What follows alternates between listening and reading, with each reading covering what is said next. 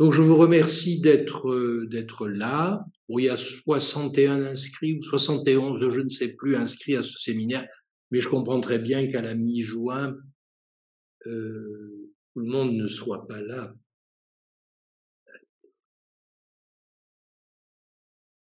Donc cette année, je m'étais proposé de lire, et j'ai beaucoup insisté chaque fois, de lire des préfaces qui ne constituent pas, même si j'en ai pris 4, les textes les plus flamboyants de Lacan. Et le caractère ingrat ne doit pas nous décourager. Cette fois-ci, la préface à l'édition anglaise du séminaire 11. Je rappelle que j'ai fait un lapsus lorsque je vous ai écrit hier en disant que c'était la préface à l'édition anglaise des écrits. Non, c'est le séminaire 11, 1964. Et vous le savez, a été un séminaire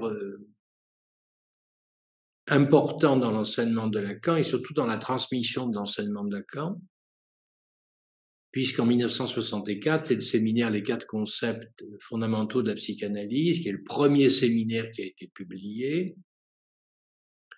Lacan change de public.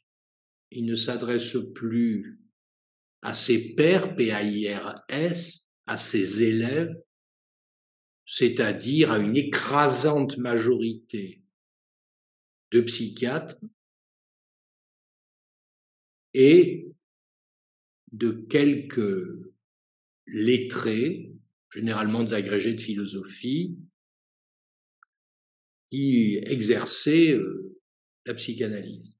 C'était comme ça qu'était constituée la communauté analytique. 80-85% de psychiatres qui étaient passés par la faculté de médecine, qui étaient passés par les services hospitaliers, et puis des agrégés de philosophie, agrégés de lettres parfois, qui avaient des fonctions universitaires et qui s'intéressaient à la clinique et qui avaient fait des analyses, et ils exerçaient eux-mêmes. Vous voyez que ça a changé parce que ce n'est plus ainsi qu'une communauté analytique est constituée aujourd'hui. Il n'y a plus cette présence de fait des psychiatres, d'autant plus quand les séminaires de Lacan, jusqu'en 63 c'est ainsi, se tenaient dans les hôpitaux psychiatriques et notamment à Sainte-Anne. Les séminaires fermés. 64, ça change. Lacan s'adresse à un public élargi à l'école normale supérieure de la rue d'Ulm, invité par les littéraires, invité grâce à la présence de Louis Althusser, qui était caïman, c'est-à-dire agrégé répétiteur, qui est un marxiste pur et dur. Et c'est là où, en 64, Lacan a non seulement trouvé un autre public, mais des normaliens élèves de l'école, dont vous connaissez les noms, Jacques-Alain Miller, François Regnault, Alain Gros-Richard, pour parler de ceux qui sont toujours membres de l'école, et quelques autres. Un nouveau public. Milner, bien sûr, etc.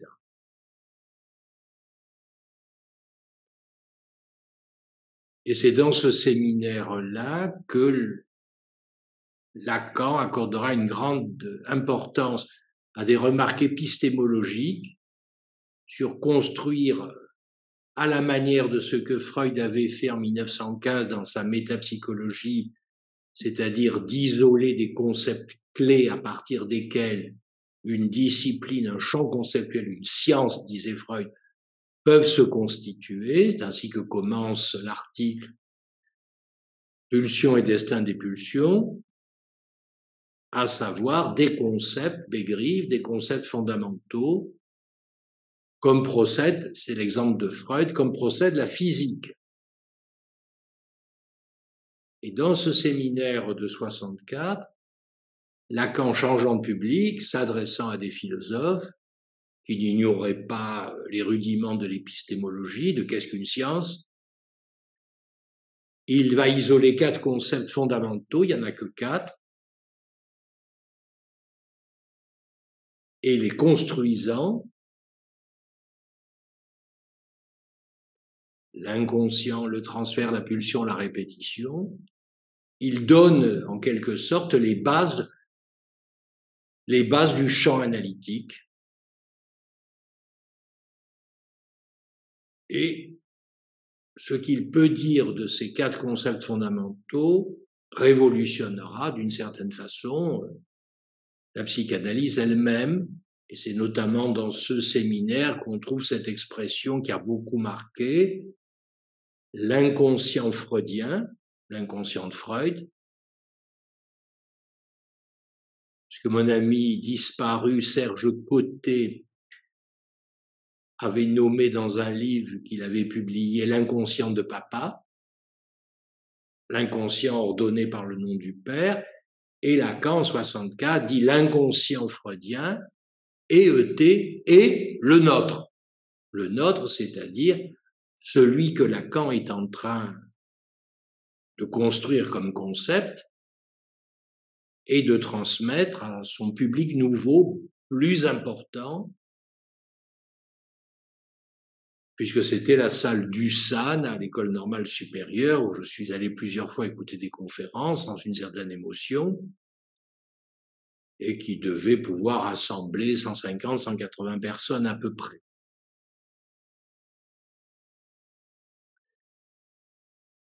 Un autre public, donc, dont il ne connaissait pas tous les présents, et où il y a cette dimension épistémologique. Ça, c'est le contexte du séminaire de 64, le séminaire 11.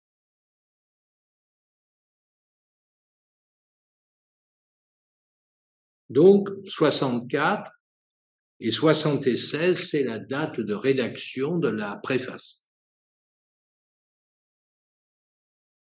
12 ans après.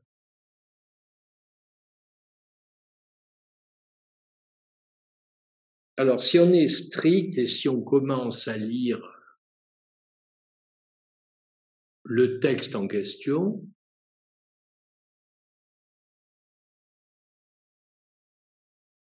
je vois d'où est partie mon erreur, parce que le texte que je lis, qui est paru dans Ornicart, je l'ai lu dans une version où il est indiqué préface à l'édition anglaise des écrits. Non, c'est pas préface à l'édition anglaise des écrits, c'est préface à l'édition anglaise du séminaire 11.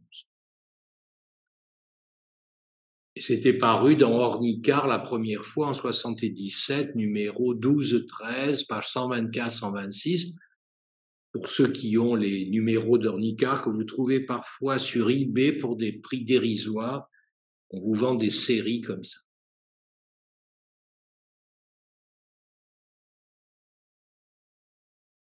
Donc on pourrait se dire, est-ce que la préface va rapporter en quelque sorte ce que j'ai essayé de vous résumer? J'essaie de vous faire entendre comme j'ai pu, à savoir après cette dimension philosophique, épistémologique, de dialogue avec les sciences, de dialogue avec la philosophie, devant un parterre de philosophes, même si, bien sûr, les psychiatres et ses élèves venus de la psychiatrie assistaient aussi au séminaire. Mais les témoignages de l'époque, c'était « on n'est plus entre nous ». Il y a les petits jeunes ou les petites jeunes de l'école normale supérieure, les gens qui avaient une vingtaine d'années et qui étaient élèves, les bons élèves. Donc la question qu'on se pose, c'est est-ce qu'en quelque sorte, dans le texte qu'on va lire ce soir, il reprend ce que je vous ai présenté presque comme le nerf de la guerre, de l'intervention de Lacan, dans le séminaire 11, des concepts fondamentaux à partir desquels on va avoir un quadripode sur lequel monter l'édifice du champ analytique, à la manière de ce qu'avait Freud, je le répète, parce que c'est très important de ce qu'avait fait Freud en 1915 avec sa métapsychologie. Eh bien non. Vous avez en quelque sorte dans cette préface moins une préface au séminaire 11 qu'une façon de dire là où Lacan a né en mai 1976. C'est ça qui me paraît vraiment ce qu'il faut entendre. C'est pas un commentaire du texte de 64. Ce n'est pas un ajout au séminaire de 64. C'est du Lacan 76. C'est-à-dire un Lacan qui dialogue moins qu'en 64 avec l'inconscient de papa, l'inconscient de Freud,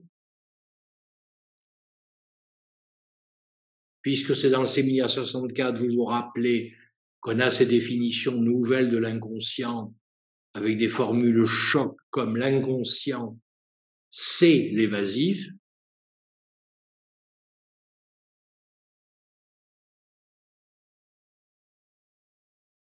Mais c'est Lacan qui va, dans ce texte de 76, d'un écrit, dialoguer avec comment il pense un inconscient, en quelque sorte, à la sauce de James Joyce. La grande différence est là, en 1964, séminaire 11, c'est un séminaire magistral, mais ordonné à partir du symbolique. Que devient le réel? Que devient l'imaginaire à partir du symbolique? Laissons l'imaginaire de côté, posons la question, que devient le réel du point de vue du symbolique? La réponse est dès les premières leçons, c'est le traumatisme, c'est-à-dire ce que le symbolique échoue à symboliser, ce qui fait choc, ce qui fait heurt, ce qui fait, c'est là où le mot est magistralement prononcé, c'est ce qui fait tuquer la rencontre. Comme je commentais ça hier soir, le heurt, H-E-U-R, qu'on retrouve dans l'expression, dans le mot français, bonheur, où on oublie généralement que dans bonheur, il y a heurt. Que le bonheur n'est peut-être pas aussi joyeux, aussi limpide, aussi transparent qu'on pourrait le croire, puisqu'il s'agence à partir du heurt. Mais il y a un heurt qui est bon et il y a des heurts mauvais. Mais le traumatisme n'est jamais tout à fait loin, puisque le heurt, H-E-U-R, l'implique. En 76, Lacan, me semble-t-il, c'est ce que je vous propose, vous me direz si ça tient pas. J'essaye que ça tienne, mais c'est à vous de voir. En 76, Lacan dialogue avec le Lacan qui lit Joyce.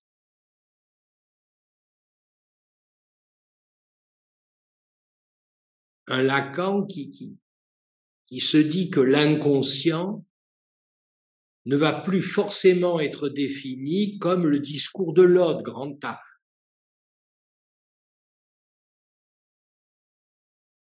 Que ce n'est plus forcément réductible l'inconscient dont il parle au jeu rhétorique symbolique, à l'ordre symbolique en acte. Même si dans le séminaire de 64, il tamponne l'aspect de la logique symbolique par la réalité sexuelle de l'inconscient, qui certes la sexualité est prise dans les raies du signifiant, mais il y a un reste. Pas tout le sexuel vire à la comptabilité signifiante, d'où la pulsion, d'où la répétition, etc., qui n'est pas qu'une répétition mue par la chaîne signifiante. En 76, c'est plutôt le par-l'être que le sujet, plutôt la langue en un seul mot que le langage, la parole en deux mots, la langue en deux mots. Le par-l'être étant ce mot valise qui noue à la fois l'être et la parole, et où c'est moins le manque à être qui va primer, ça il faut le rapporter au symbolique pour que vous obteniez le manque, mais rapporté au réel, il se déduit d'une certaine lecture de Joyce, la catégorie qui va émerger, c'est la langue ne sert pas à communiquer mais à jouir, d'où la nécessité d'en faire un syntagme d'un seul mot, la langue, et pas la langue en deux mots qui, elle, est tout à fait compatible avec la logique signifiante. C'est ça que vous trouvez dans la préface de 76. Ce que je vous dis, me semble-t-il, peut être vérifié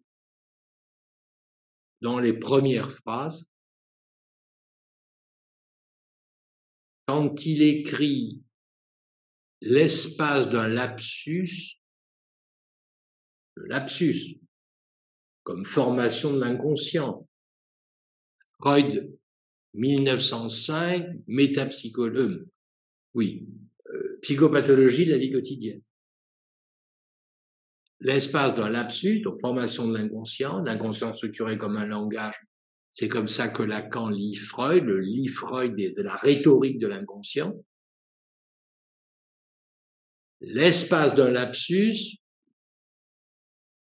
n'a, écrit-il, plus aucune portée de sens. Et il précise, entre parenthèses, ou interprétation. Donc, si on s'arrête sur cette première phrase, on s'aperçoit qu'elle est peu compatible ou est difficilement compatible, si vous préférez une phrase avec un certain bémol introduit, relativement peu compatible avec les formulations du séminaire de 64.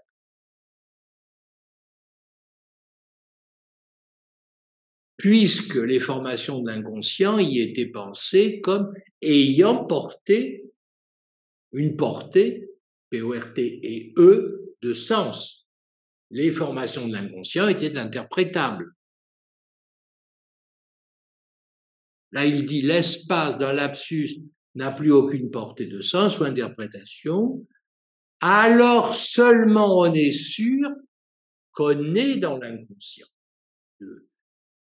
Le « et », c'est le « on est », c'est le verbe « être ». On plus loin, EST.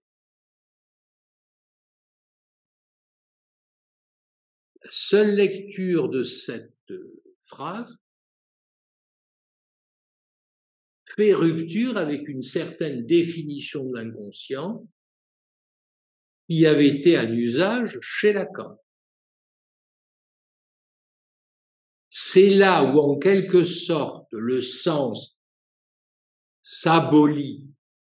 Maintenant, on a les termes, puisqu'on a déjà discuté de certaines formules qu'on trouvait dans les autres préfaces ou introductions. Donc, c'est donc au moment où le sens s'abolit et devient hors sens qu'on est dans l'inconscient. Donc, la définition, si vous la cherchiez, de l'inconscient telle qu'elle est livrée dans ces premières phrases, font surgir, ça fait surgir moins l'inconscient des jeux signifiants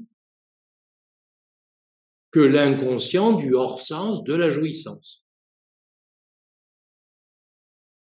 C'est daté dès les premières formulations, et donc elles entrent en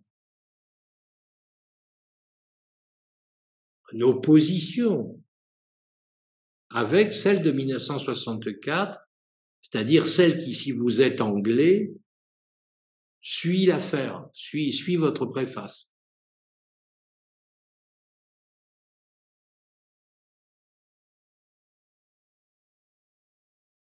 Donc l'inconscient dont il parle en 76, c'est pas tout à fait l'inconscient dont il parlait en 64. Il n'était pas lui-même tout à fait la définition qu'il donnait de l'inconscient en 53-54, dans le rapport de Rome.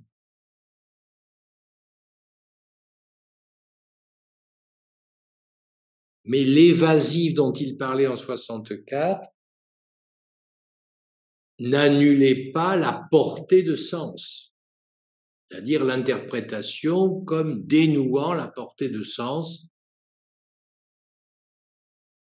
retenue de façon secrète dans une forme alambiquée où personne ne s'y retrouve. Le symptôme, c'est du chinois, etc. Le lapsus, c'est du chinois, je n'y comprends rien, je ne sais pas ce qui m'est arrivé, c'est ma mémoire, c'est ma fatigue, etc. Enfin, ce qu'on entend à longueur de séance toute la journée. C'est donc bien l'inconscient version dernier enseignement qui est là livré dans cette préface. Il y a une remarque qui me plaît beaucoup, et j'avais oublié que probablement la phrase que j'ai écrite plusieurs fois a trouvé sa source, et je l'avais oubliée. J'ai pu souvent écrire « on ne fait pas ami, ami ». Ami, ami, en français ça veut dire on ne fait pas copain, on ne fait pas ami, ami avec le réel. On ne fait pas ami, ami avec son inconscient. Jamais vu personne faire ami, ami avec son inconscient. Ceux qui le prétendent sont des petits farceurs. Et là, la phrase de Lacan, c'est pas la négation, pas d'amitié n'est là. Si vous rectifiez la phrase pour avoir un français plus normé, il n'y a pas là d'amitié, ou là, il n'y a pas d'amitié. Amitié avec qui? Je reprends la phrase, pas d'amitié n'est là, qui cet inconscient le supporte.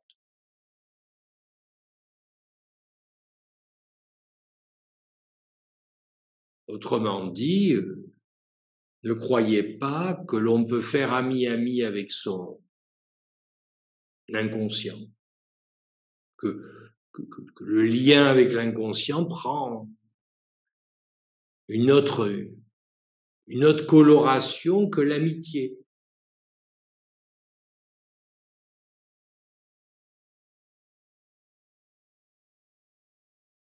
Donc ce que supporte l'inconscient, ce que cristallise l'inconscient, ce que met en acte l'inconscient, vous ne pouvez pas faire ami-ami avec lui.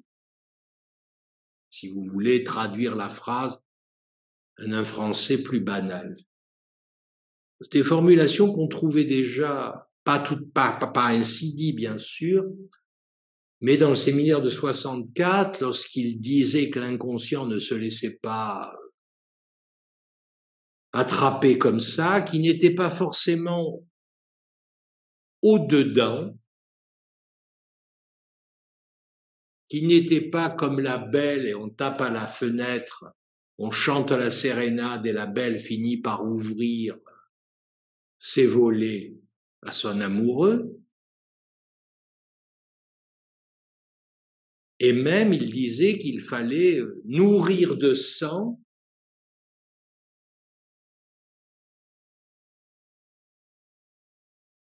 l'inconscient lui-même. Il y a une référence à l'Antiquité, et à des personnages monstrueux qui appellent le sang et qu'on apaise par le sang. Nourrir l'inconscient du sang S-A-N-G qu'il réclame. Ce sont des scènes, si vous voulez, théâtralisées qui relèvent plutôt de scènes d'horreur, de scènes tragiques, avec lesquelles on ne peut pas faire ami-ami. Ce n'est pas accommodant. Pas de voile, pas de rideau, pas de cache.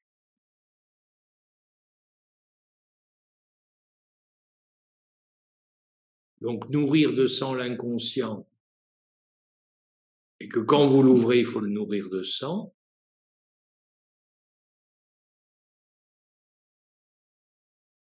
c'était 64, c'était le style de Lacan. Et en 76, c'est ne croyez pas que vous pouvez faire ami, vous allez déployer de l'amitié avec le hors-sens. Vous tentez de le faire avec le sens, on aime le sens, on se met sous l'égide du sens, je suis ceci, je suis cela, etc. C'est inévitable. Mais que l'expérience analytique nous mène au point où le hors-sens qui vient signer la présence de l'inconscient, ça c'est autre chose. Voilà un petit peu où on en est dès les premières phrases, donc mon hypothèse que la préface à l'édition anglaise du séminaire 11 n'est pas un dialogue avec le texte de 64 qui suit dans l'édition, mais avec ce que Lacan est en train de travailler en 76, et notamment ce qu'il disait sur Joyce, que vous avez à la page 573, « Je ne parlerai de Joyce où j'en suis cette année », etc.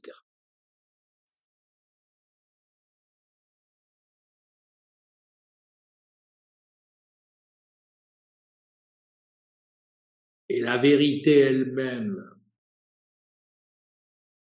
que le séminaire 11 avait promue, c'est pas le seul, mais avait promu non pas sur le mode de la prosopopée de la vérité, c'est-à-dire le mode baroque, où la vérité est assimilée à Diane, la déesse, dans certains de ses propos. Dans la prosopopée de la vérité, dans la chose freudienne, vous avez une référence à Diane. Mais là, la vérité est dévalorisée dans ce texte de 76. Donc, ce n'est pas encore le cas en 64. En 67, oui, dans la proposition dite de 67 sur le titre de psychanalyste, oui, là, vous avez déjà une dévalorisation de la vérité au profit du savoir. Mais en 64, c'est encore la vérité, et même lorsque Lacan dialogue avec ce paradoxe de l'Antiquité, où est la vérité lorsque Épiménide le Crétois dit une phrase alors même que tous les Crétois sont des menteurs. Et Lacan résout cette difficulté logique en distinguant sujet de l'énonciation et sujet de l'énoncé. Vous trouverez ça dans le texte, vous savez ça par cœur, je n'en doute pas. De même, c'est dans ce séminaire de 64 où Lacan dialogue avec Descartes à propos du cogito, à propos du je pense, à propos de la vérité. Là, c'est une autre vérité qui se déduit de cette nouvelle définition de l'inconscient, que vous ne saisissez qu'au point où le sens s'abolit, n'a plus de portée, et où il se convertit en hors-sens. il écrit « resterait que je dise une vérité » et il ajoute justement « ce n'est pas le cas. Je la rate. Il n'y a pas de vérité qui ne mente », du verbe mentir. Ça, c'est une phrase clé, puisque la vérité, si elle ment, ne va plus faire boussole, comme elle pouvait faire boussole tout un temps d'enseignement, bien entendu, de Freud. Freud est un amoureux de la vérité, au sens des maîtres de la vérité, en grec aletheia. Maître de la vérité, il y a un très beau livre, si ma mémoire est bonne, de De Tienne, Les maîtres de la vérité dans la Grèce ancienne, que j'avais lu avec passion et qui, il y a avoir 50 ans maintenant, où effectivement la vérité, c'était la position la plus accomplie de l'acte philosophique. Et il y a ça chez Freud. Une autre vérité que la vérité des philosophes, mais une vérité. La vérité de l'inconscient. Lacan reprendra cette référence à la vérité, même s'il fait entendre qu'il faut qu'il y ait des jeux d'ombre et de lumière, des joyaux et du cachet, pour que effectivement la vérité comme joyau émerge. Mais il y a une affirmation de la vérité. C'est pas la vérité scientifique, c'est pas la vérité qui se prouve par le raisonnement ou qui est déjà là de toute éternité, comme Platon essaye de le démontrer avec l'esclave dans le Ménon. Là, c'est autre chose, c'est l'abolition de la croyance en la vérité comme boussole, puisqu'il dit, je reviens au texte 76, il n'y a pas de vérité. Alors il ajoute qu'il ne mente. Et si la vérité ment, en quelque sorte, elle perd son piédestal d'être la vérité. La vérité ne ment pas. Notre conception, c'est que la vérité ne ment pas. La vérité de l'interprétation, des formations de l'inconscient, ça ne ment pas. Déjà, Freud avait été ennuyé, puisque vous vous rappelez que lorsqu'il interprète le rêve de la jeune homosexuelle, il se trouve à affronter, il devait être particulièrement empêtré, je reprends le terme de Lacan, dans cette situation, lorsqu'il affirme qu'il y a des rêves qui mentent, des rêves menteurs. Le coup est tellement rude que Freud ne pourra pas poursuivre avec cette jeune fille, dite la jeune homosexuelle aujourd'hui, si nous voulions faire des diagnostics cliniques d'une position hystérique, mais peu importe.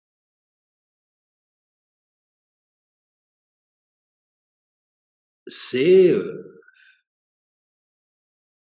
que ce n'est plus la boussole possible pour s'orienter, puisqu'elle ment.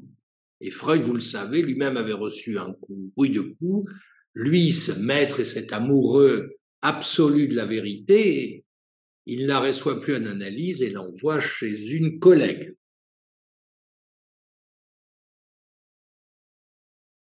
Là, Lacan n'en fait pas l'exception dans le texte de 76. Il en fait, au fond, la règle. La nouvelle boussole, c'est qu'il n'y a pas de vérité. Il n'y a pas de vérité qui ne mente. Si la vérité ment, on ne peut plus se fier à elle.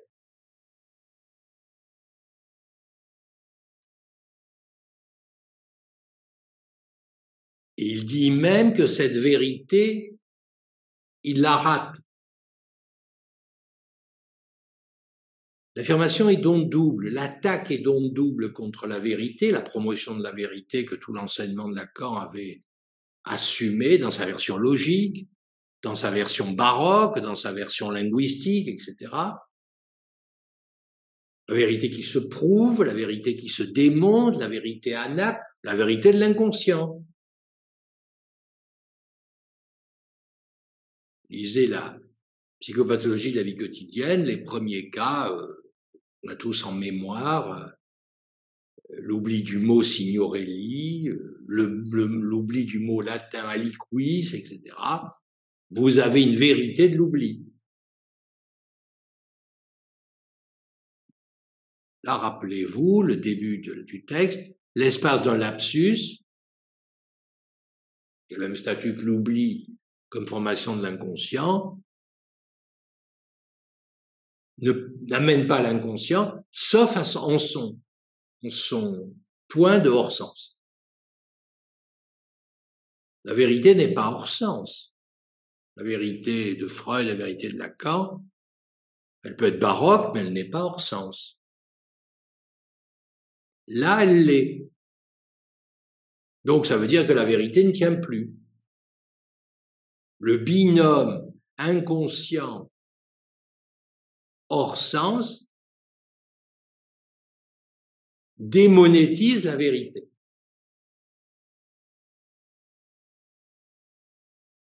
Et lui-même, lorsqu'il essaye de s'y astreindre, dire la vérité, il ajoute « je la rate ».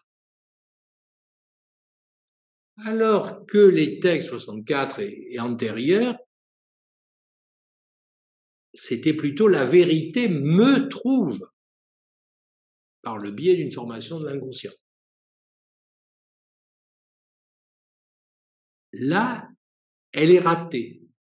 Elle est ratée puisque quand vous croyez l'avoir obtenue comme vérité, elle se démontre comme menteuse. Donc la vérité, c'est une vérité menteuse. Il n'y a de vérité que mensonge. Pour le comprendre, il faut que vous ne preniez plus comme référence que devient le monde à partir du symbolique, mais qu'en est-il du monde à partir du réel, c'est-à-dire que vous, en quelque sorte, épistémologiquement, vous occupiez la place du schizophrène pour lequel tout le symbolique est réel. Et qu'est-ce que ça donne en retour? D'aborder le monde à partir du réel.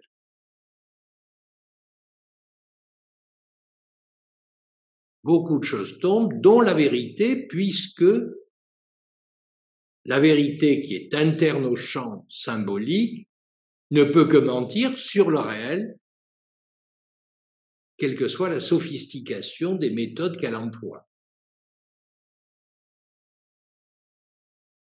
Et il ajoute cette phrase très juste à propos de la clinique, la vérité menteuse, la vérité que l'on rate. Le fait qu'on la rate ne dit pas qu'on la rencontre pas, c'est que la rencontre est un ratage. C'est pas tout à fait pareil. Et il ajoute ce qui n'empêche pas qu'on court après.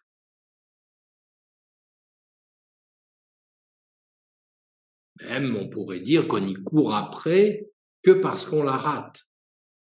Ce que déjà suggérait Lacan dans la flamboyance baroque des années 60, dans la prosopopée de la vérité, où effectivement Diane est insaisissable et que le risque à trop aimer la vérité, incarnée en quelque sorte par Diane, au milieu de ses nymphes, un autre sans la barre, un autre plein, c'est prendre le risque d'être comme Actéon, le valeureux chasseur, transformé en cerf, dévoré par ses chiens, et où la pensée s'annule dans une confusion où régnerait l'animalité.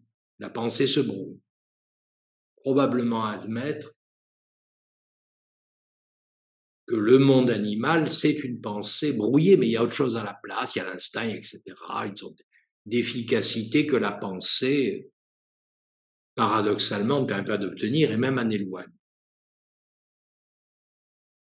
Les animaux ne sont pas malades de leur instinct, alors que nous sommes malheureux et malades de nos pensées, c'est-à-dire du savoir inconscient, puisque nous avons des pensées qui ne se savent pas telles et qui sont même peut-être pas structurées comme un langage et qui sont des modalités de jouissance. Je pense donc je souis, mot valise articulant le verbe être et la jouissance que j'avais déplié dans modeste et petite lecture de la troisième. Vous voyez où on en est. On en est à ce que dès les premières phrases de 76, des pans entiers de l'enseignement de Lacan sont présentés comme pas d'actualité. Bien sûr, il ne dit pas que c'est faux, qu'il faut ne plus en tenir compte, soyons bien clairs. Mais Lacan pense contre Lacan, et Lacan en 76 pense aussi contre le Lacan de 64. Ce qui ne se fait pas trop quand on écrit une préface à un livre, puisqu'en quelque sorte, il rend presque obsolète le livre. Ce n'est pas le cas, bien sûr, puisqu'il en 64 a toujours sa pertinence, mais il pense contre 64 en 76, entre autres contre 64. Et donc, ce qu'il va faire surgir, c'est l'usage d'un particulier, il sort de la logique des classes, il sort de la logique de l'universel, l'usage d'un particulier, et qu'au fond, l'analysant procède toujours dans l'analyse du particulier.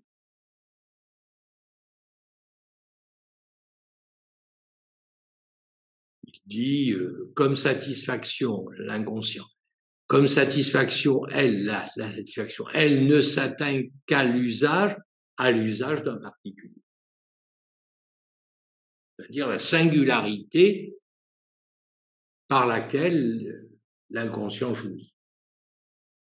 Donc ça vient objecter à la vérité et à sa prosopopée, c'est-à-dire une vérité qui certes se particularise, se singularise, mais est le principe de la vérité pour tous. Chacun sa vérité. Là, c'est plus comme ça qu'il raisonne. Vous voyez, c'est parce qu'il a changé de point de vue. Et il a donc changé de concept à partir duquel il construit son objet épistémique.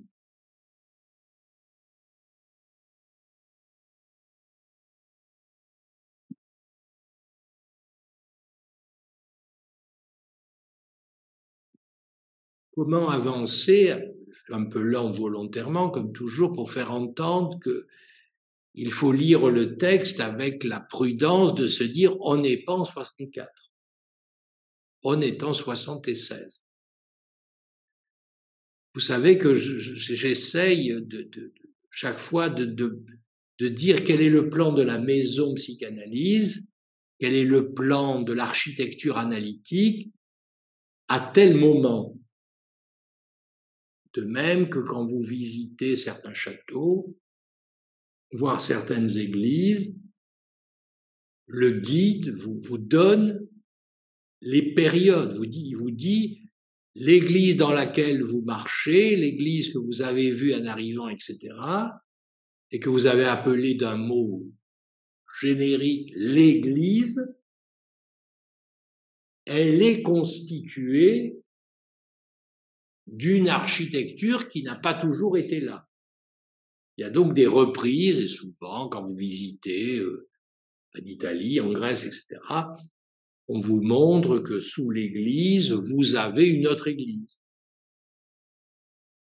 Ou bien que telle partie de l'église a été ajoutée à telle période, 100, 200 ans après, ou 300 ans après l'église. On dit toujours l'église. L'église Santo Stefano, on dit toujours ça. Mais ce n'est plus la même parce que selon le moment auquel vous l'auriez vu, vous ne l'auriez pas forcément reconnu. Eh bien, c'est pareil quand on est dans l'architecture de l'enseignement de Lacan. Il y a des éléments qui vous paraissent être là depuis toujours, oui, mais à certains moments, ils sont recouverts, ils sont enchâssés dans d'autres, et c'est autre chose dont il est question. Donc, l'importance de préciser, même en prenant du temps, là où nous sommes. Quand vous visitez, vous ne vous préoccupez absolument pas de ça. Mais si vous êtes archéologue, vous êtes bien obligé de vous demander chaque fois dans quel siècle de l'église de Santo Stefano je suis. Comment vous n'êtes plus archéologue, vous êtes touriste. C'est ce que j'essaye de faire comme je peux avec les textes.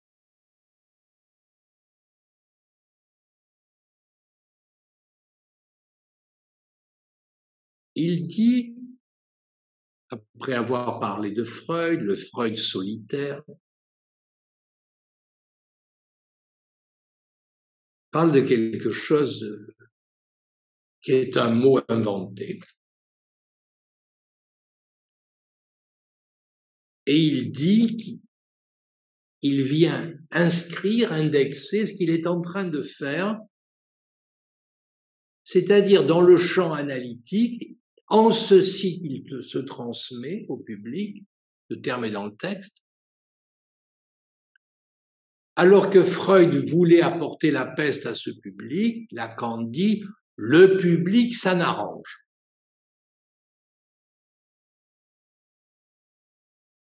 Vous savez que c'est la phrase de Freud, dite si ma mémoire est bonne à Jung lorsqu'ils allaient à New York, en bateau, faire les conférences à la Clark University.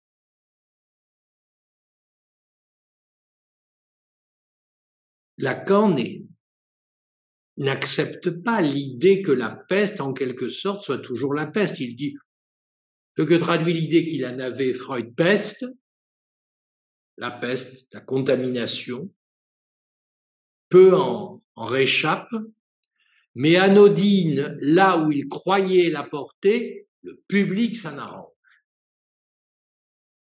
Vous voyez, c'est une référence aux USA, vous voyez apporter la peste aux États-Unis, mais les États-Unis s'en arrangent bien facilement, d'autant plus qu'en 1976, l'IPA est américaine et les grands patrons de l'IPA sont américains. Et organisent et ordonnent la psychanalyse internationale. Mais ça va au-delà du public américain. C'est qu'au fond, on s'arrange avec cette peste que Freud croyait apporter.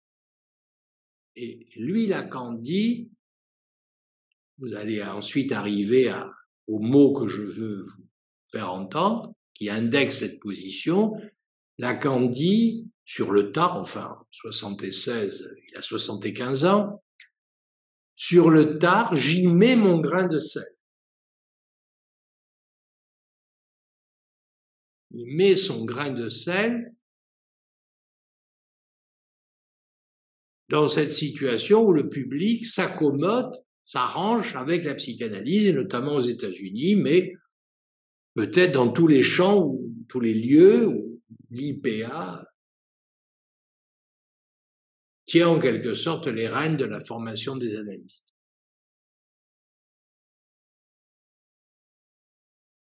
Ça date de 76, donc ça date pas d'hier, près de 50 ans.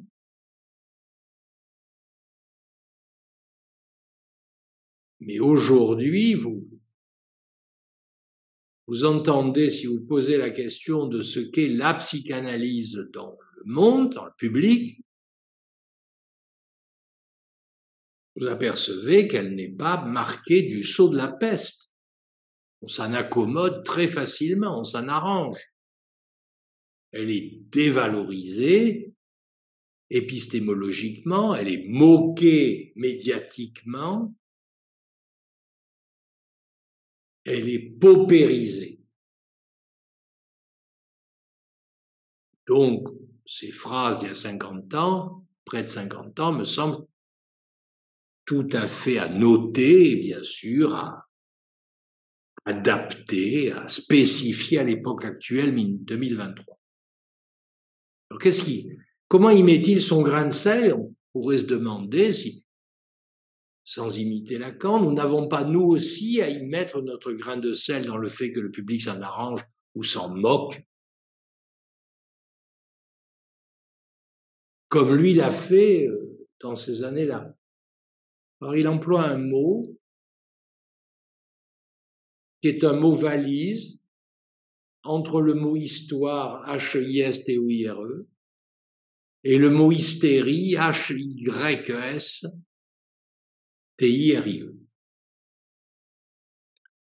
Si vous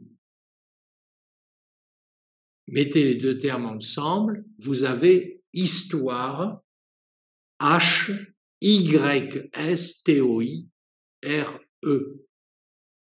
La présence de l'hystérie se résume à la présence dans le mot histoire, au Y d'histoire.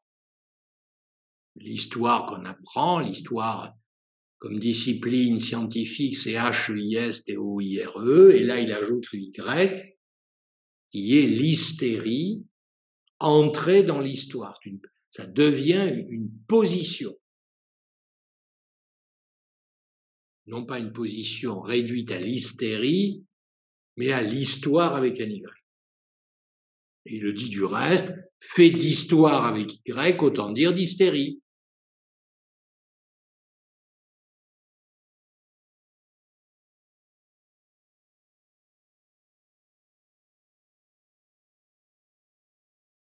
Donc, on peut se dire que là, vous avez un terme qui vous indique ce qui suit dans la préface, c'est-à-dire comment Lacan met son grain de sel. En quelque sorte, son grain de sel, c'est d'ajouter l'hystérie à l'histoire. De mettre au cœur de l'histoire l'hystérie.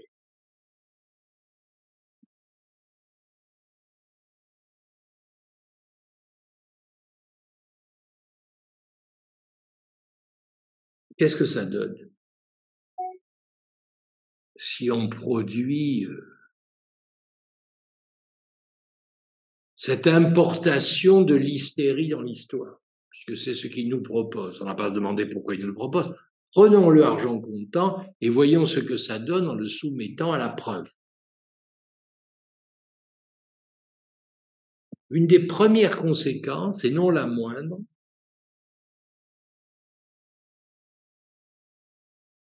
c'est qu'on ne peut pas nommer un analyste. C'est écrit en toutes lettres, car nommer quelqu'un analyste, personne ne peut le faire, et Freud n'en a nommé aucun.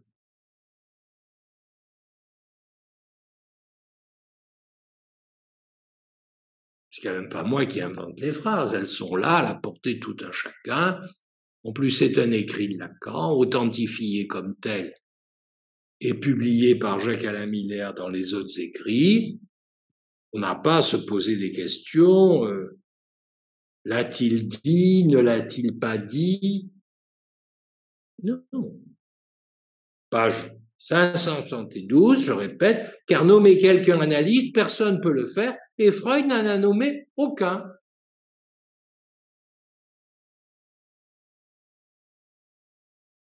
Eh bien, me semble-t-il, cette formulation qui peut étonner, qui peut étonner, qui peut embêter, est une conséquence de ce qu'il a dit de l'inconscient, du hors-sens, et aussi, très précisément, d'introduire l'hystérie dans l'histoire. Et le résultat, c'est l'histoire avec un Y, une histoire plus l'hystérie, une histoire hystérisée.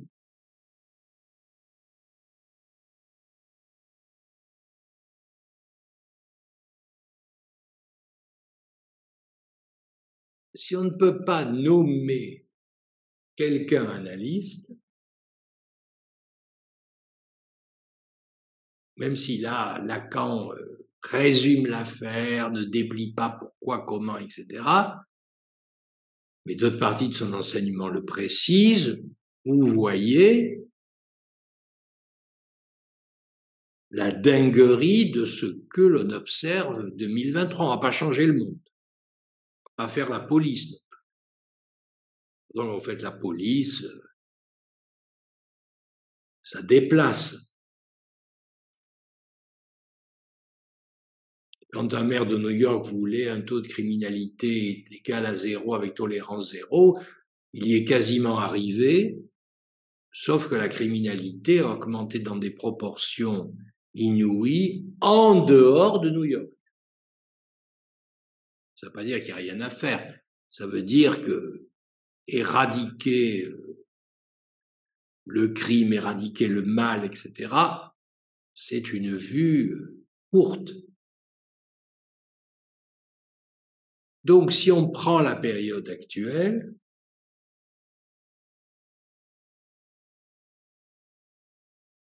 vous voyez comment elle ne s'embarrasse pas de personne ne peut nommer un analyste, Freud lui-même ne l'a pas fait, et au contraire,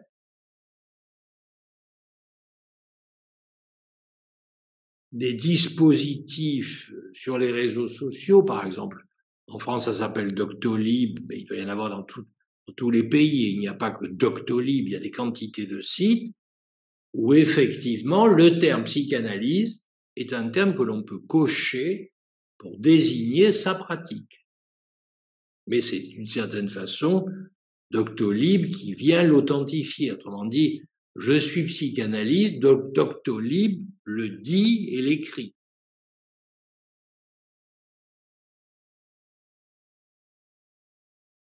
Vous voyez combien cette position a changé le monde de 2023. n'a pas empêché d'écrire ce que certains veulent écrire sur Doctolib.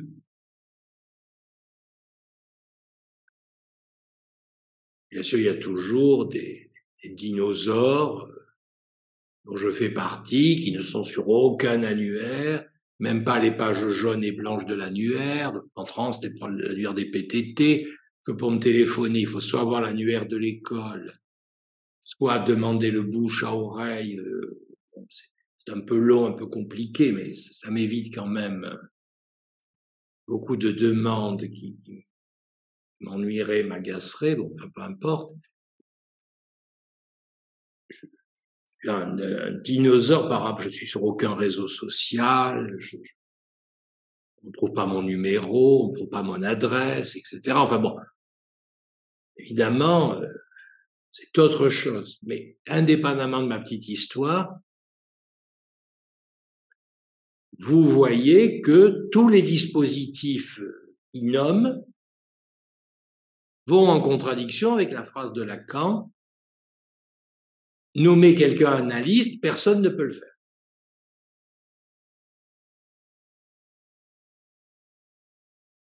Et que si vous le faites, vous allez contre la thèse de Lacan que personne ne peut le faire et que Freud lui-même n'en a nommé aucun. Alors il précise, donner des bagues aux initiés, vous savez, c'est le fameuse minute du mercredi, si j'ai bonne mémoire, ça a été traduit en français, ce qui s'y disait, et donc Freud avait donné une bague aux quelques initiés qui étaient là, et Lacan commande, donner des bagues aux initiés n'est pas nommer.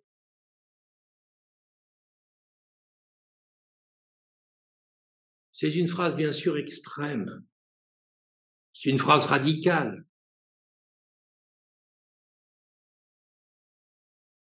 C'est que si c'est une phrase qui tire les conséquences extrêmes de ce qu'il est en train de démontrer. Sa nouvelle définition de l'inconscient, le hors-sens. Comment pouvez-vous nommer un qui s'occupe du hors-sens? Et l'absurdité de la formule.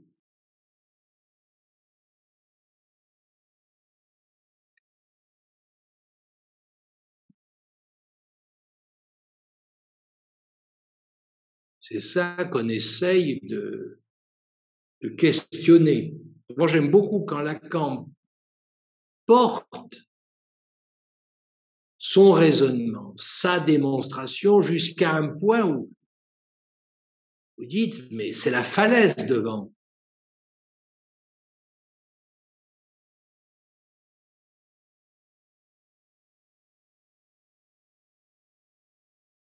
Si nommer quelqu'un analyse, personne ne peut le faire, et Freud n'en a nommé aucun, vous vous dites, mais qu'est-ce que c'est qui est possible? Et on vous dit même, ben, c'est pas possible. Comment vous faites alors? Le raisonnement dit, c'est pas possible. C'est ce que j'appelle la falaise. Un pas de plus et vous êtes dans le vide, vous tombez. Vous êtes vraiment au bord là. Donc c'est de réfléchir entre nous sur le caractère extrême de la proposition, de voir jusqu'où elle porte, de voir comment nous avons à en tenir compte. Et ensuite, c'est compliqué quand les réseaux sociaux, quand les dispositifs de prise de rendez-vous présupposent à votre inscription la catégorie d'analyste. Ce n'est pas le cas d'un dermatologue, ce n'est pas le cas d'un neurologue, ce n'est pas le cas d'un hématologue. Jamais personne n'a dit nommer quelqu'un dermatologue, personne ne peut le faire, et le grand maître de la dermatologie n'en a nommé aucun. C'est absurde. On nomme, et même on met une toge noire pour passer sa thèse de médecine. Et les professeurs ont la thèse rouge, la toge rouge, la thèse.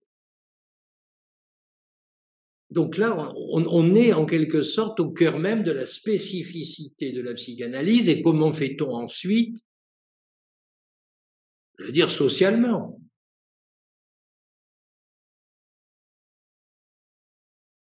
C'est là où Lacan nous mène.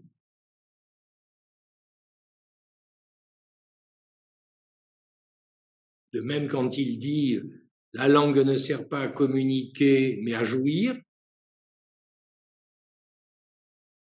ou bien lorsqu'il va dire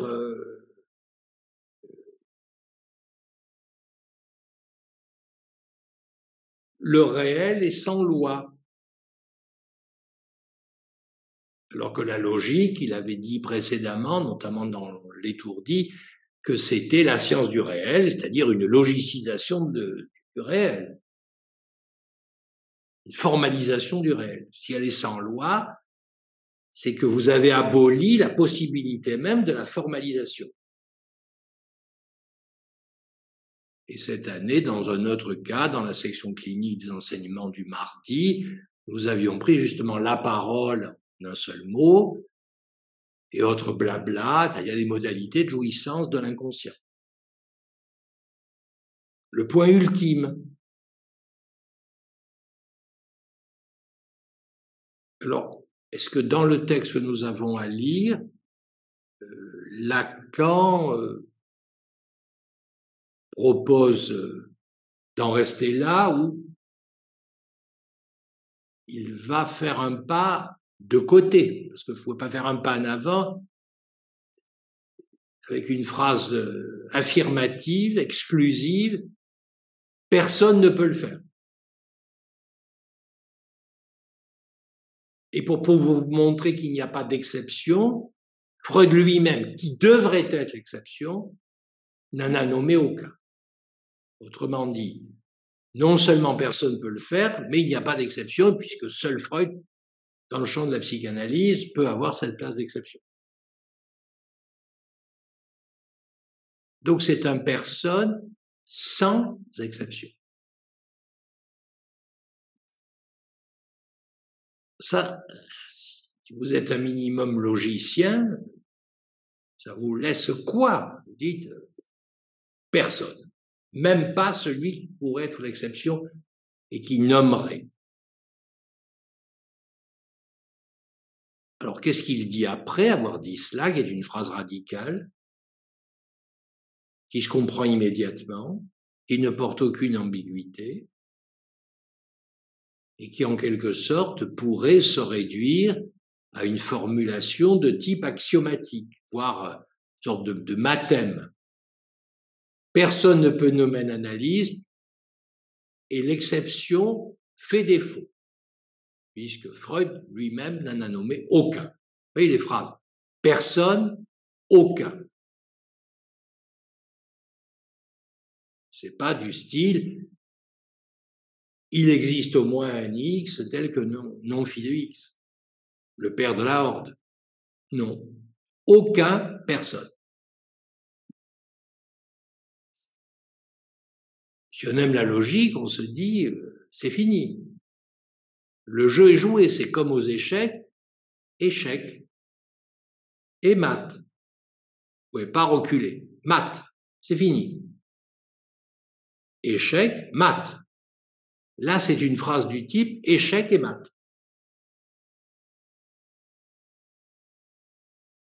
S'il n'y a eu la phrase que personne ne peut le faire, vous disiez échec. Et vous auriez pu ne pas dire mat, puisqu'il y avait toujours la possibilité qu'une exception l'a fait ou pourrait le faire. Mais là, vous êtes obligé de dire échec, personne ne peut le faire, et mat, puisque même l'exception, Freud n'en a nommé aucun, et donc il n'y a pas d'exception.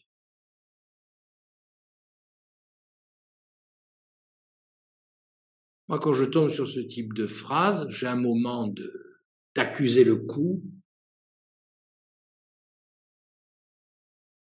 Je suis quand même logiquement KO, subjectivement, entendons-nous bien, intellectuellement, logiquement KO, et je me dis, mais alors comment on fait? Comment on sort de ça? D'un échec et mat?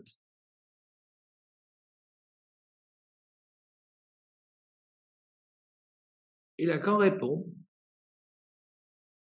et le pas de côté. D'où ma proposition, dit-il, que l'analyste ne s'historise avec le Y, H-I-S-T-O-R-I-S-E, d'où ma proposition que l'analyste ne s'historise que de lui-même. Et il ajoute, c'est un fait patent, c'est-à-dire un fait constatable. Quand on dit les faits sont patents, c'est que par exemple, vous avez le couteau ensanglanté qui a tué la personne et le criminel porte le couteau dans ses mains. C'est un fait patent. Pas besoin d'interpréter, pas besoin de supputer. C'est là.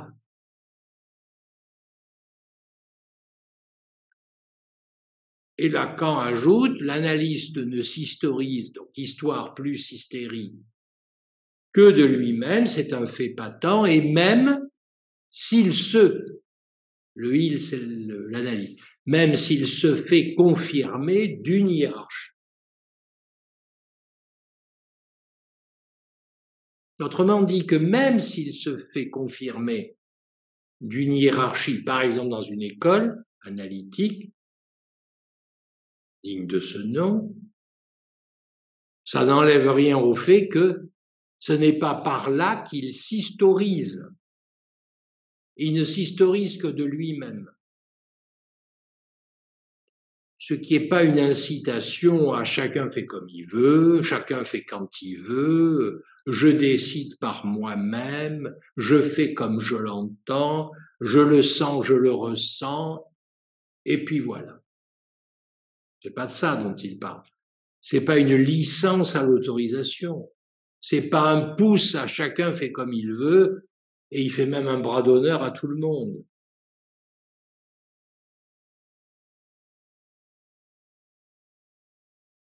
Il dit pas que l'analyste ne se nomme que par lui-même. Ce n'est pas une autonomination.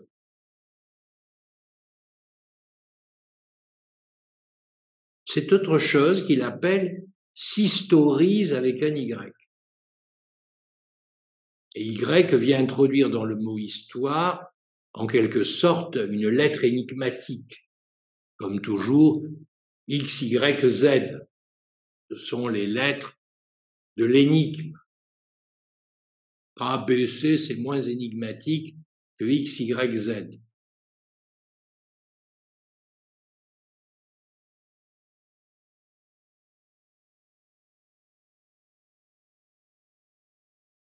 Autrement dit, même la hiérarchie, c'est la phrase qui suit, ne peut confirmer quiconque d'être analyste et ne peut lui en donner le tampon. Quelle hiérarchie, je cite, pourrait lui confirmer d'être analyste, lui en donner le tampon? Point d'interrogation.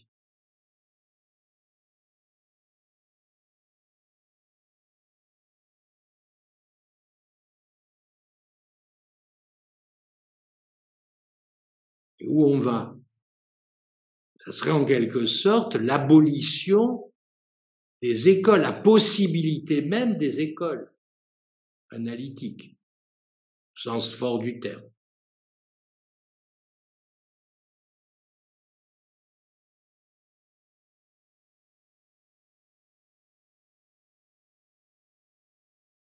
Et Lacan précise ce qu'un CHT, c'est ce que quelqu'un, en quelque sorte, dont il tait le nom, c'est ce qu'un, on ne dit pas le nom, me disait, c'est que je l'étais né. Ça veut dire quoi la phrase? Si je saisis bien l'articulation sémantique, là, je vais se raccrocher au sens de la phrase. Ce qu'un quelqu'un dont je tairai le nom me disait, c'est que je l'étais né, psychanalyste. En quelque sorte, Lacan aurait occupé cette position d'exception après Freud. Et Lacan dit et écrit tout de go, je répudie ce certificat. Ne croyez pas ça. Ne croyez pas que moi, Lacan, je peux le certifier qui est analyste.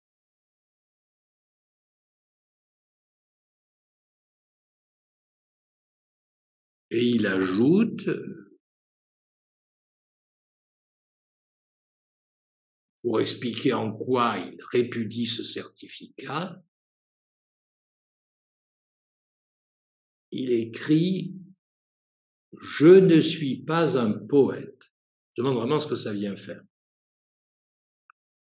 Et il y a ceux qui ont la réponse à tout. Il explique toujours tout, c'est là, donc il explique que ça pouvait qu'être là. Moi, pas, je suis étonné par la référence au poète, donc je la prends comme une nouveauté, une inscription qui déroute. Bon, je répudie certificat d'être celui qui peut authentifier par un tampon qui est analyste. Même Lacan refuse ce place. Il ajoute, pour l'expliquer, je ne suis pas un poète, mais un poème.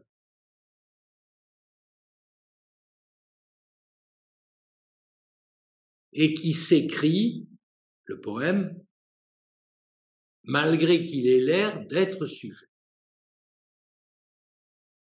Je vais un peu faire une halte sur cette formule. Je vous accorde qu'elle est énigmatique. Il faut un moment, sinon la comprendre, du moins tirer quelques fils pour la rendre moins énigmatique. Elle n'est pas elliptique, comme on disait de certains textes la dernière fois. Elle n'est pas elliptique, mais énigmatique.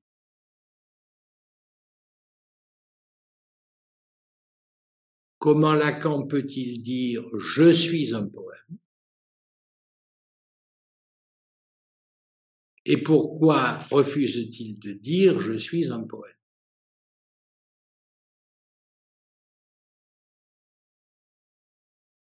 si on commence un peu naïvement, un peu bêtement à commenter, soyons pas trop vite intelligents, ça pourrait fermer l'affaire. Donc acceptons un début de bêtise. S'il y a une opposition entre poète et poème, c'est l'opposition entre celui qui écrit, le poète écrit, le poète écrit de la poésie, et le résultat de ce qu'il écrit, et qui en tant qu'écrit s'appelle un poème. On ne peut pas confondre avec un récit, avec une nouvelle, avec un roman, etc.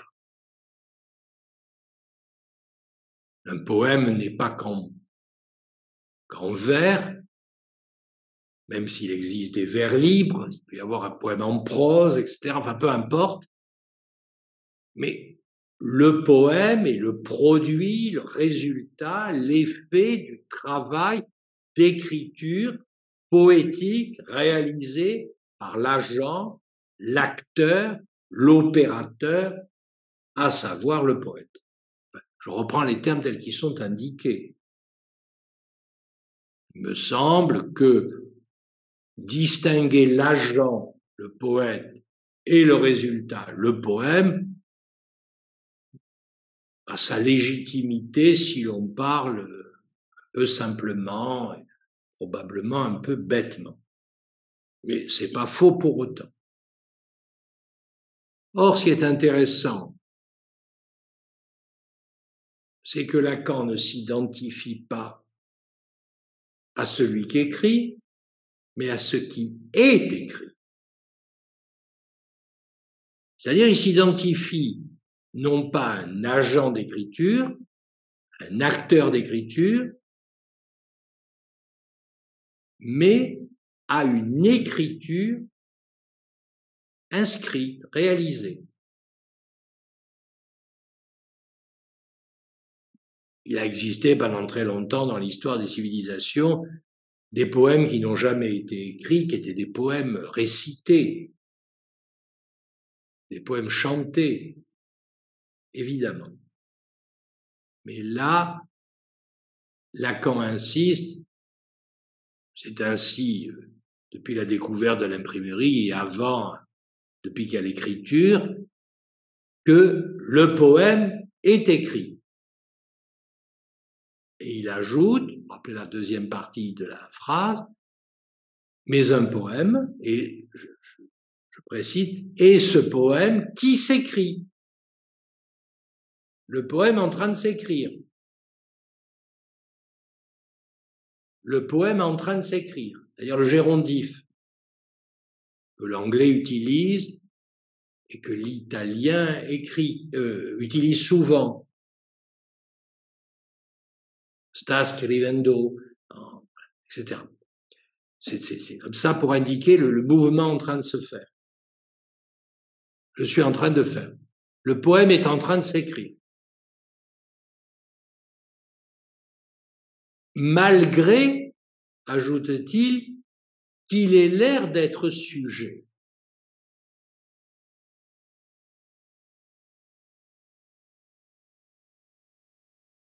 Alors là, il y a une petite difficulté, c'est le poème s'écrit,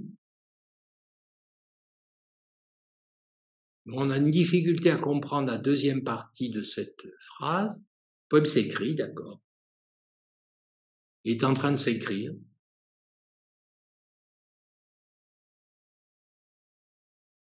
Et on se dit que, malgré qu'il ait l'air d'être sujet,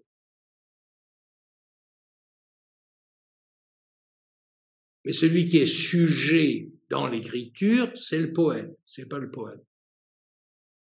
Donc, en quelque sorte, ce que nous dit Lacan, si je saisis, enfin, je tire quelques fils, et j'en suis encore au stade de la bêtise de la compréhension. Un jour, ça s'affinera probablement.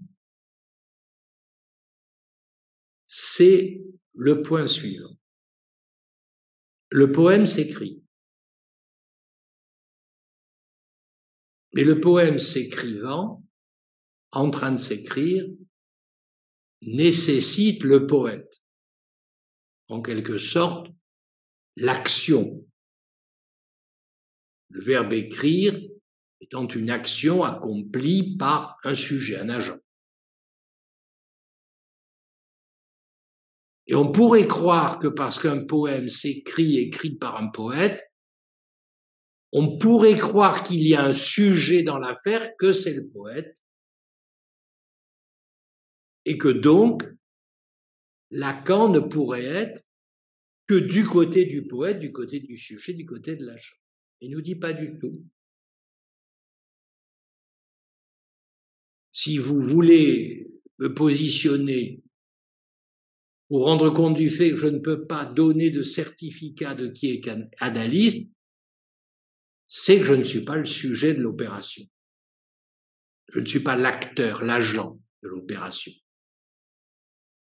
Je suis le poète, c'est-à-dire qu'il se place du côté, allez, je le tente, du côté de l'objet. Du côté de petit a.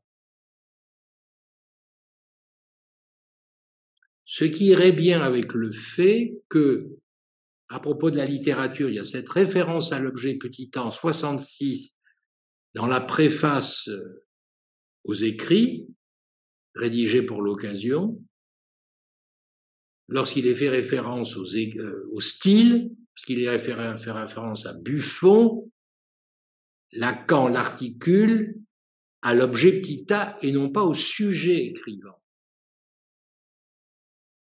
Le style est à rapporter non pas, c'est un paradoxe, au S1, S2, mais à petit a. Ce qui fait le style d'un écrivain, ou quand il dit le style, c'est l'homme même, ce n'est pas rapporté au signifiant, S1, S2, toujours différentiel par définition, mais à l'objet petit a, qui est une lettre, une inscription, auquel petit a donnera dans une première partie de son enseignement le statut d'être une instance d'ontologie purement logique. C'est ce dont la pulsion tribe fait le tour, ne crée pas, mais fait le tour en le détourant. Il est couleur de vide. Bref, il est marqué du sceau de l'absence. D'où la multiplication des objets. Concret, les pragmatas de la vie. C'est parce que l'objet petit a n'a aucune concrétude qu'en lieu et place de cet objet, des objets substitutifs, eux appartenant au monde de la réalité, peuvent advenir. Ça, c'est la première partie de l'enseignement de Lacan. Et la deuxième partie, c'est de tirer de façon non plus face vide, mais face pleine l'objet petit a, en faisant un prélèvement corporel, un condensé de jouissance, un plus de jouir. Face vide, face pleine. Eh bien, c'est de ce côté-là de l'objet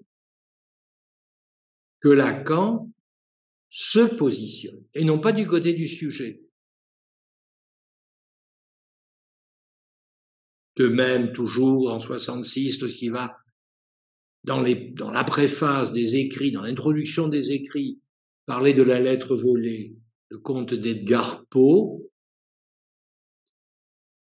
il va parler de cette dimension de la lettre, de la missive, du reste. Il y a une dimension objet petit a dans la lettre dont il est question, la missive. Pas que, mais aussi. Donc, ça pourrait se dire, c'est provisoire, je vous le propose. Quelle hiérarchie pourrait confirmer à l'analyste d'être analyste? Lui en donner le tampon. ce que quelqu'un dont je tairai le nom me disait, c'était que je l'étais, né analyste. Je rajoute des petits mots dans les phrases de Lacan pour qu'on saisisse mieux ce dont on parle. Enfin, mieux ou plus mal, j'en sais rien. En tout cas, je vous propose peu d'éclaircissement. Lacan, je répudie ce certificat.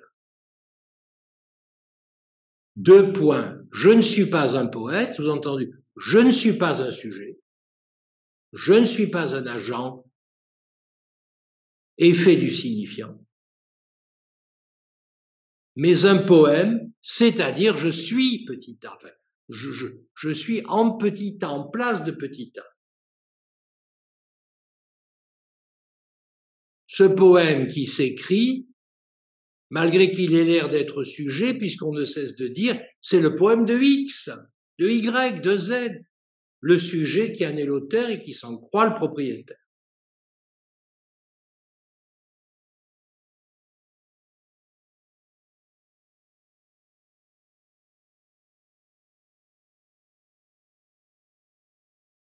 D'où la phrase qui suit. La question reste de ce qui peut pousser quiconque, surtout après une analyse, à s'historiser, avec un Y, de lui-même.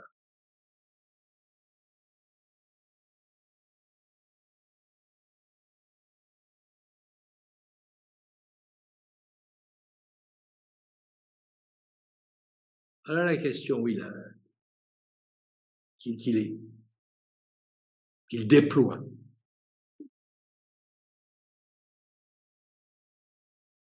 Et cette question, elle peut peut-être être traitée du côté du sujet, non. Elle peut être traitée du côté, en quelque sorte, de l'objet. Si vous acceptez l'opposition sujet-objet, de même qu'il y a l'opposition poète-poème. Mais l'objet ne certifie rien. C'est le signifiant qui certifie.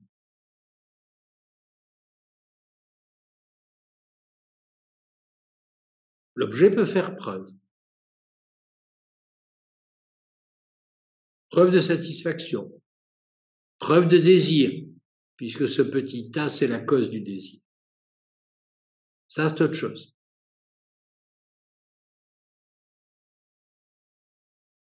Donc, dans ce texte, ce qui est dit de devenir analyste, de s'installer comme analyste, etc., c'est interrogé en des termes extrêmement radicaux,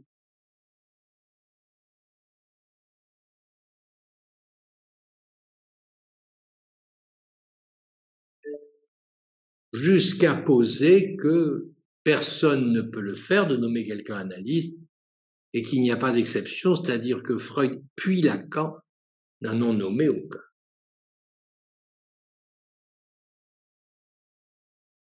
D'où cette question, quelle drôle d'idée de s'historiser avec un Y de soi-même. Quoi ça correspond? Je ne vais pas reprendre des démonstrations, ça, elles sont très très courtes. Il fait une référence, faudrait des heures pour développer, il dit, vous interrogez le statut du nombre réel en mathématiques, vous aurez peut-être une petite idée de ce dont on parle, c'est-à-dire au sériel de la limite. Passons. Je travaillerai ça et moi-même je m'y livrerai dans d'autres livres. Il y a 2 termes que je voudrais commenter pour finir. C'est un terme, une expression constituée de 2 mots qu'on répète souvent et à juste titre. C'est 2 très beaux mots. C'est qu'au fond, si l'analyse est un procès d'historisation avec un Y, histoire plus hystérie,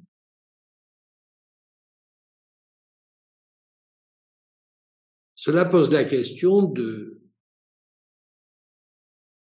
qui sont les éléments constitutifs de notre communauté, par exemple l'AMP, par exemple la NLS, par exemple le CF, qui sont des structures incluses dans l'AMP, constituant l'AMP. Par exemple, ce n'est pas exhaustif, mais par exemple, quel est le statut des éléments qui s'y réfèrent?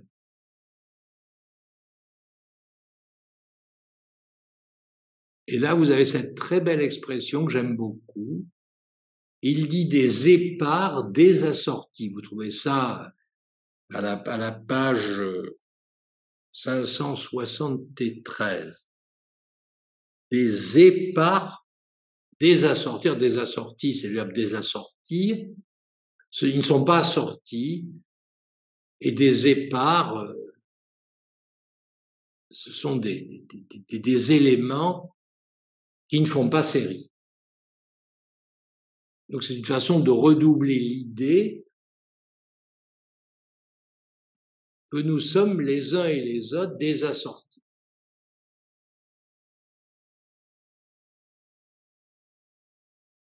Je suis par exemple un dinosaure par rapport à ceux qui ne le sont pas.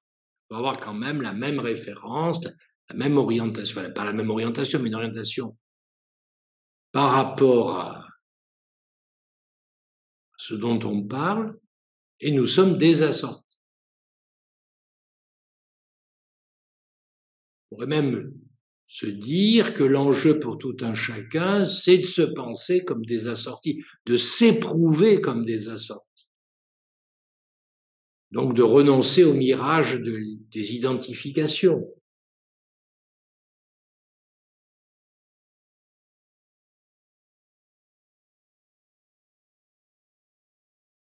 Une fois un peu des trémolos dans la voix, en analysant que j'ai reçu près d'une trentaine d'années, me disait « Nous ne sommes pas dans le même monde. Nous ne vivons pas dans le même monde. » Donc il me disait « Nous sommes particulièrement des assortis. » Bon, il le prenait négativement, je ne sais même pas s'il le prenait négativement pour lui-même, mais en tout cas, il notait ce fossé. Il n'avait pas tort.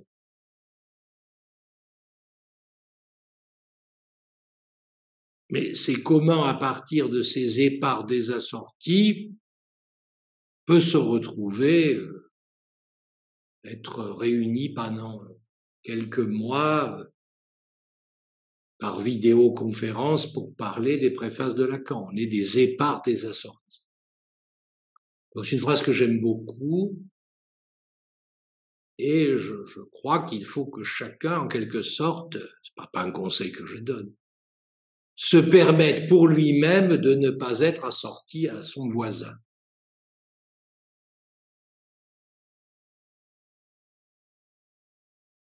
Surtout pas assorti à son voisin. Parce qu'autrement, s'il était assorti, ça ne serait plus un épars. La deuxième remarque que je voulais faire, mais entre-temps je fais une incise, la référence à l'objet à propos du poème, me semble-t-il, elle est reprise dans la phrase « Je l'ai fait d'avoir produit la seule idée concevable de l'objet, celle de la cause du désir. » C'est le petit A qui fait désir. C'est pour ça que Lacan récuse le fait qu'il puisse être assimilé au tampon du sujet qui authentifie et certifie. La deuxième remarque, donc après épars des assortis, qui est une façon utile de penser ce qui nous permet de faire communauté ou pas, et montre à la fois l'intérêt de faire communauté et les limites de la communauté lorsqu'on ne prend plus pour boussole l'identification au groupe, à l'autre. Et il y a chez Lacan un mépris pour les assortis, pour les unités assorties, que nous pouvons faire aussi à notre façon, notre en consentant aux éparts des assortis. La deuxième remarque concerne pas la communauté ou la possibilité d'une communauté, mais concerne une référence à l'art qui me plaît beaucoup et je dois écrire, ça m'a été demandé là pour l'école, un petit texte qui parle de l'art. Et je vais reprendre la phrase que je vais vous lire parce que je l'avais oubliée, j'avais dû lire ça il y a très longtemps. Enfin, en tout cas, elle était plus présente à mon esprit et je la trouve formidable. Donc, on va terminer sur une note joyeuse. On va plus parler, on est au bord de la falaise. On va parler d'autre chose. Lacan dit, mais je n'ai fait encore qu'effleurer ça, à propos de Joyce, l'œuvre de Joyce, les écrits de Joyce, les témoignages de Joyce, la littérature démantibulée anglaise par Joyce, dit effleurer ça. Là, j'aime beaucoup effleurer. C'est vraiment un terme que j'aime beaucoup parce que le tout petit travail que je fais devant vous et avec vous, puisque vous en constituez l'adresse, c'est vraiment j'effleure. Et il ajoute, vu mon embarras quant à l'art. Et il ajoute, où Freud se baignait dans l'art, non sans malheur. Ah, moi, j'adore cette phrase. Parce que souvent, quand il y a une référence à l'art, c'est avec des trémolos dans la voix, c'est formidable, les artistes nous apprennent, la sublimation, c'est merveilleux, c'est un aspect fleur bleue. Et là, Lacan, lui, plutôt que de dire ami avec l'art, c'est formidable, c'est joyeux, c'est intéressant, quel plaisir, dit qu'il est embarrassé avec l'art.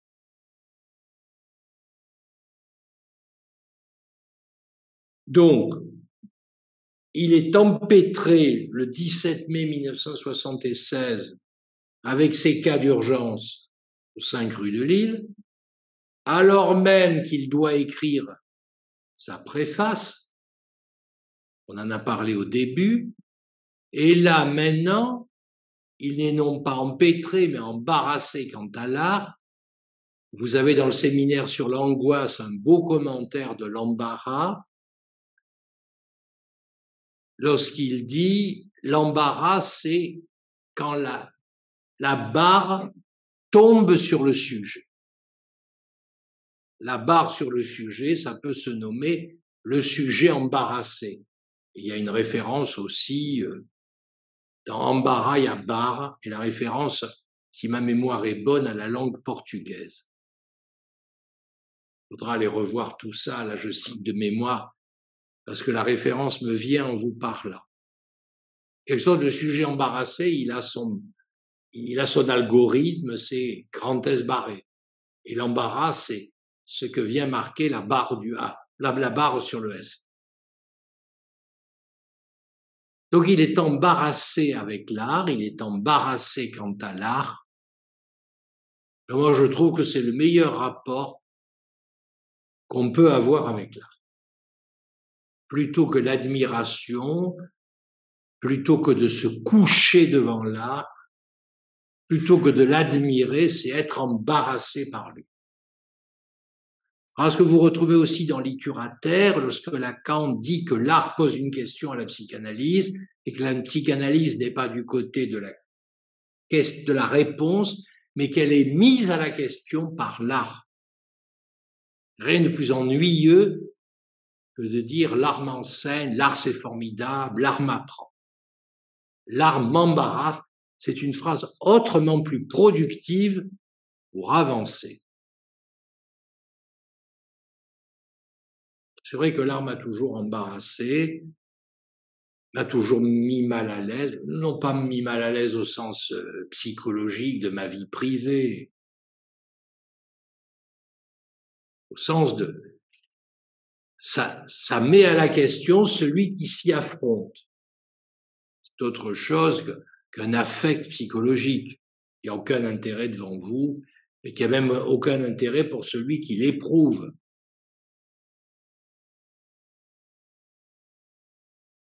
Quant à l'idée que Freud baignait dans l'art non sans malheur, c'est une très belle phrase et qu'on pourrait illustrer notamment par les premières phrases de son texte sur le Moïse de Michel-Ange. Vous savez, c'est un texte particulier de Freud. Ne m'en veuillez pas, ma culture trouve un oubli. Je crois que c'est un texte de 1914, de ces années-là, mais je dois me tromper.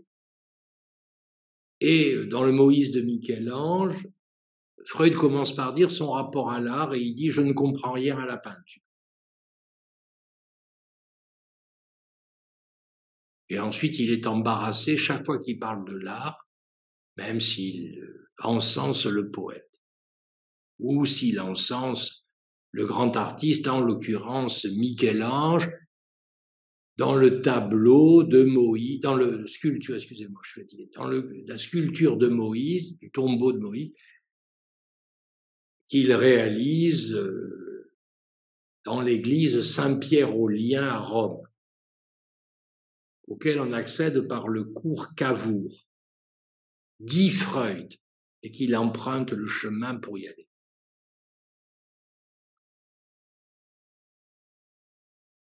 Je crois que quand Freud parle de cette œuvre de Michel-Ange, le Moïse, il n'en parle que, malgré son effort d'explication, d'imaginer comment Michel-Ange s'y est pris pour représenter le courroux, la colère de Moïse qui laisse tomber les tables de la loi, prête à se casser, etc., etc., etc.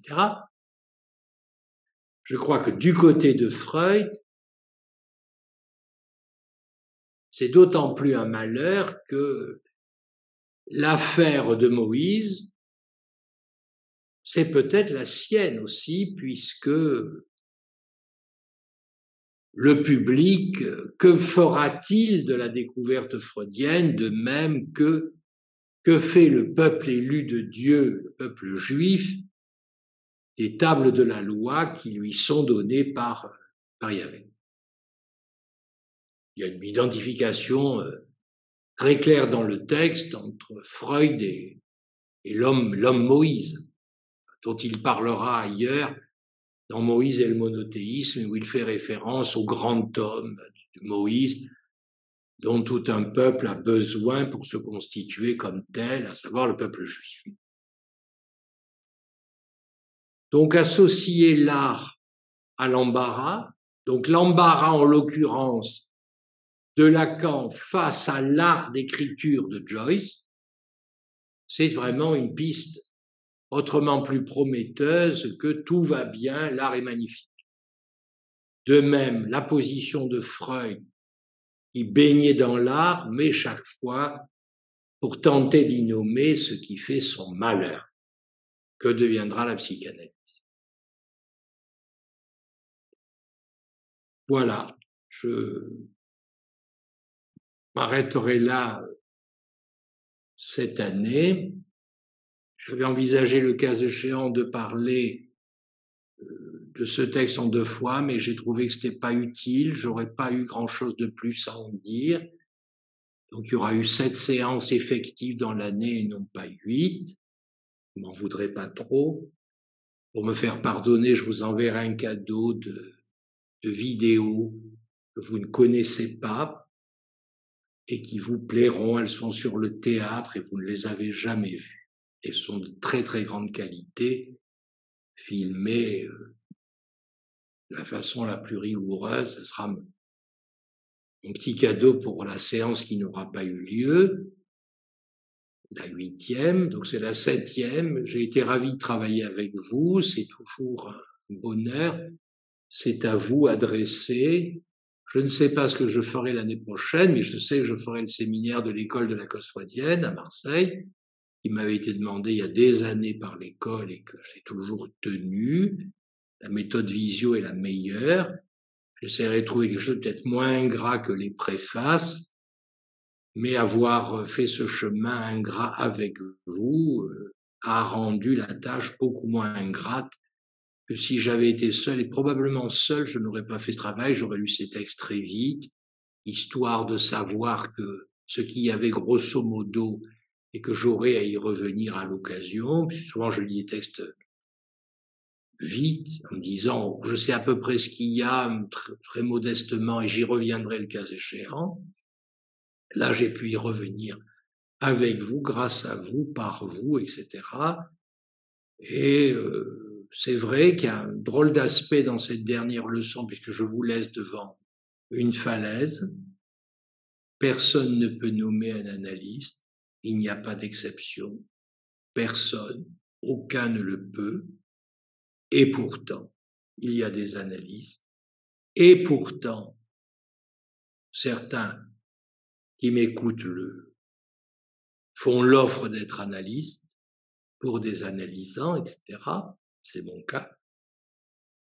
Deuxièmement, que nous sommes des épars, des assortis là où nous pensons faire communauté, c'est faire une communauté à partir d'épars des assortis. C'est une contradiction, mais riche de possibles et de nouveautés. Et enfin, que l'art nous inquiète, que l'art nous retourne, que l'art nous embarrasse, que l'art nous encombre. C'est ce qui peut arriver de mieux lorsque nous avons à nous y affronter.